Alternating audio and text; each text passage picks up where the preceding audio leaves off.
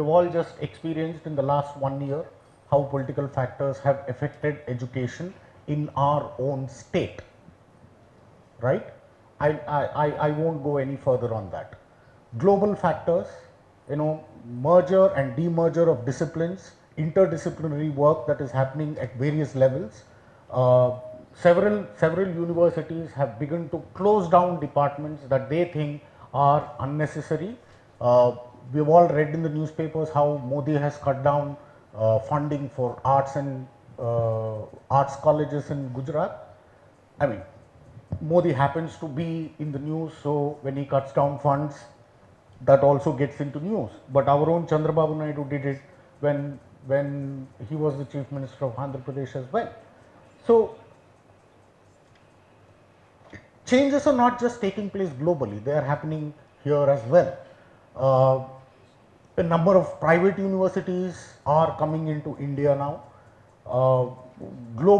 International private universities, government rules don't permit them, but then they're coming through the back door, they're offering collaborations and so on and so forth, and they will make their presence felt in the next couple of years.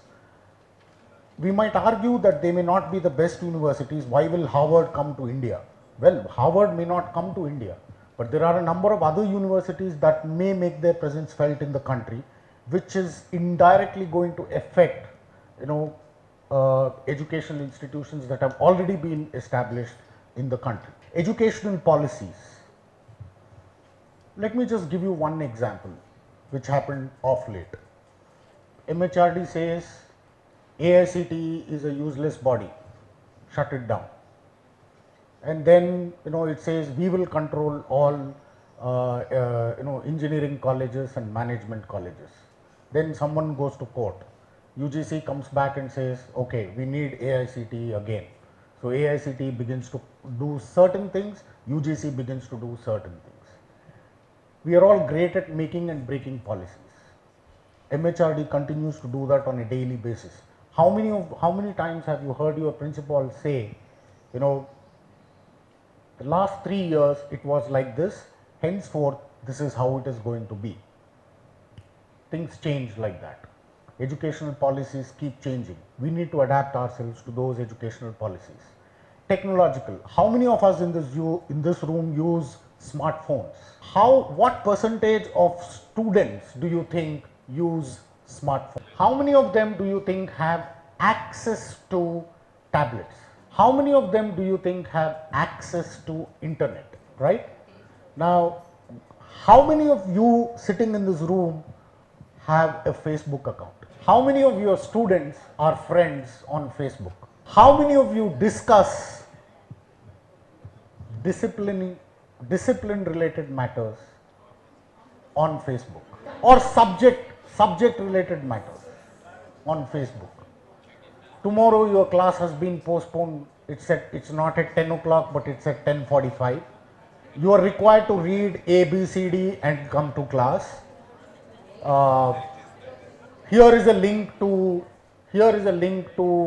this essay which throws more light on what we discussed in class today, so on and so forth.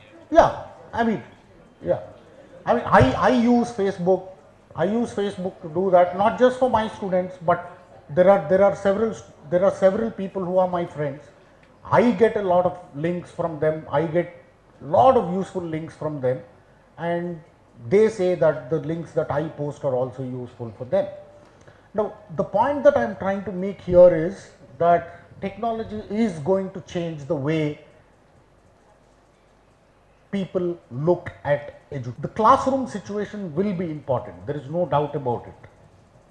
The classroom instructor is a very important component of learning. But then,